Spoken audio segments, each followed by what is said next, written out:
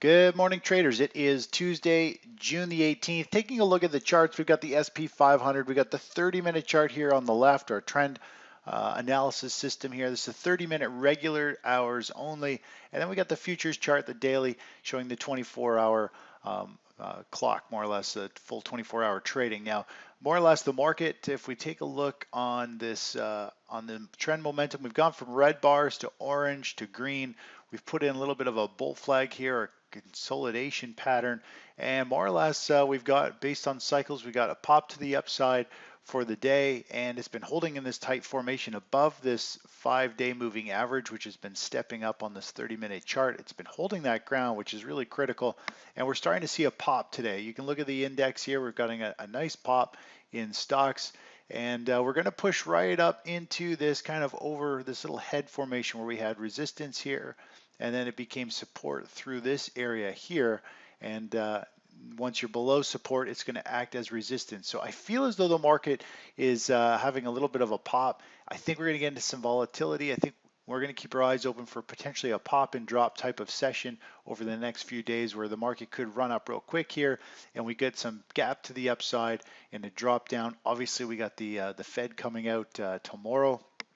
It is most likely going to create some serious whipsaw or some big moves in the market. You don't know what they're going to say or do and how the market's going to react. And it usually takes a day or three for the market to kind of chop around and get traction before it really picks a real direction. Because when the Fed news comes out, you'll usually see a quick move in one direction, but it typically ends up going in the opposite direction later. So you got to let the market do its thing.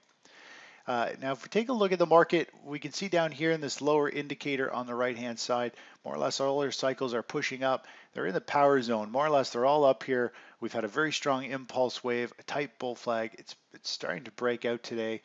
It's going straight into resistance from this pattern. But overall, it's in a very strong phase, very similar to what we saw back over here, where everything kind of lingers in this upper zone after a strong pullback. When you get into a new uptrend, you get into this power zone.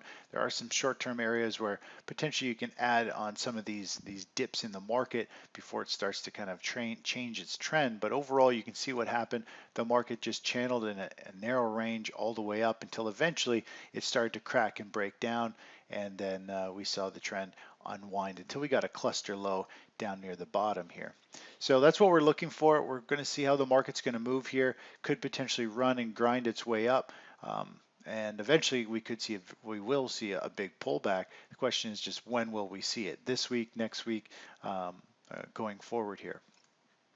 Now let's take a look over at the dollar is trading higher today. We're seeing a real flood of money move into the markets. Pretty much it's a broad market money moving in here. We're seeing money go into bonds today. We're seeing money go into the dollar. The dollar's up pretty good. Precious metals are all up really good, up over 1%. Everything, bonds, stocks, everything is up today. So this is where the market is starting to get a little confusing. And if we take a look at the VIX, we see the VIX starting to fall off, meaning investors are getting very comfortable. More or less money, people are just buying. They're interested in investing in the market and they're dumping their money in and they're just kind of buying everything. So this is usually a sign. We got the Fed coming out. Maybe some of this is insight of what the Fed is going to do with the metals and the dollar. Everything is trading up. So it's going to be interesting to see how things unfold tomorrow and by the end of the week where the markets close. Could be really volatile second half of this week in the market. And really, we just got to let the market do its thing. We got to let the news come out and then we need to analyze. But there's a lot of interesting price action going on with everything moving up today, including energies as well. So let's take a look over at the dollar. Here is the dollar, and you can see it's poking up. It's actually trading. This is the ETF. The future, the contract is moving higher for the dollar today. If you take a look at gold, it's really had a nice pop.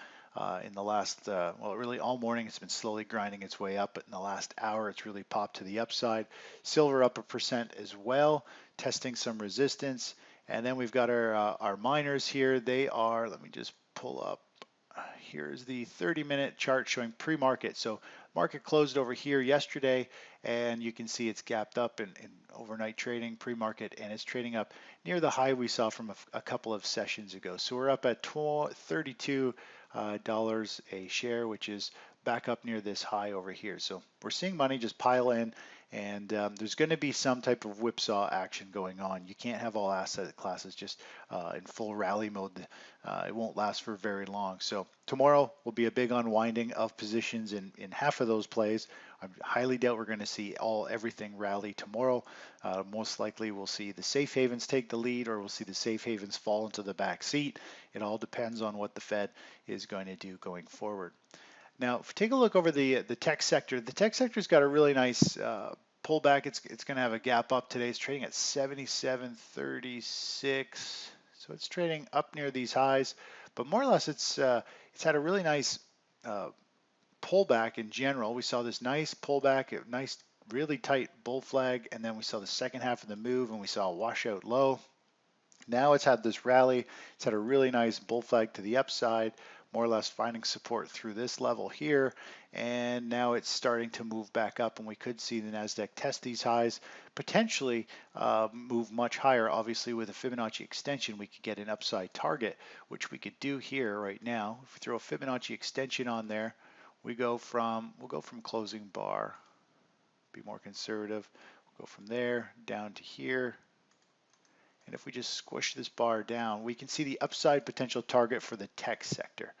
We got a rally, we got the pullback, we got the first target. If it hiccups at the first target, we usually see 100% measured move later. Now this hiccup here at the first target, somewhere in this area is going to be the resistance zone, so we might see it poke up here, flirt around for a bit, and then potentially go back up. This will be the first level of resistance for it to potentially roll over and potentially crack to the downside. So that's why we always need to take partial profits when we get to one of these first resistance areas, whether it's price resistance or it's a Fibonacci measured move target. You need to scale out positions, move your stop to break even to your entry point, and then see if the market is going to continue to rally for the second target, or if it's going to roll over and you get stopped out at break even on the balance to protect the rest of your capital.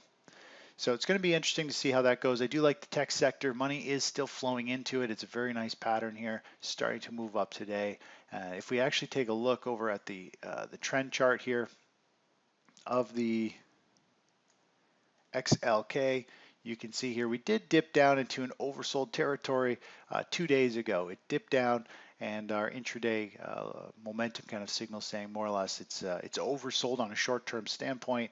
And today it's actually set to gap above this overbought territory. So it's gapping up here at 77.30. So it is right into these previous highs. It's gapping into overbought. We do have short-term cycle, not so much today, but tomorrow to the downside. So we'll see if this gap up here ends up getting sold into tomorrow, and there's potential for the tech sector to get some big selling. See what the Fed does if this cycle falls in line there. Anyways, that's really it for today. We're still just kind of letting the market do its thing, and we don't really want to jump in front of the Fed. So tomorrow will be a pretty pivotal day, and then we'll start to calibrate on where the markets are heading after that and get in some positions. Talk to you soon. Bye-bye.